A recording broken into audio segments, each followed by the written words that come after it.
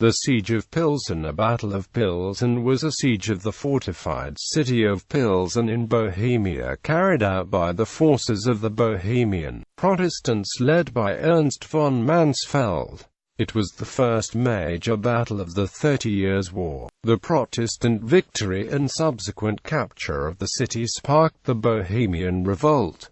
Eve of the battle. On the 23rd of May 1618 the Protestant nobles overthrew the rule of King Ferdinand II and threw the Roman Catholic governors of Bohemia from their office at Prague Castle in the defenestration of Prague. The new government, formed of Protestant nobility and gentry, gave Ernst von Mansfeld the command over all of its forces. Meanwhile, Catholic nobles and priests started fleeing the country. Some of the monasteries as well as unfortified manors were evacuated and the Catholic refugees headed for the city of Pilsen, where they thought that a successful defense could be organized. The city was well prepared for a lengthy siege, but the defenses were undermanned and the defenders lacked enough gunpowder for their artillery. Mansfeld decided to capture the city before the Catholics were able to gain support from the outside. Siege. On the 19th of September 1618 Mansfeld's army reached the outskirts of the city. The defenders blocked 2 city gates and the third one was reinforced with additional guards. The Protestant army was too weak to start an all-out assault on the castle, so Mansfeld decided to take the city by hunger. On the 2nd of October the Protestant artillery arrived, but the caliber and number of the cannons was small and the bombardment of the city walls brought little effect. The siege continued, with the Protestants receiving new supplies and recruits on a daily basis, while the defenders lacked food and munitions.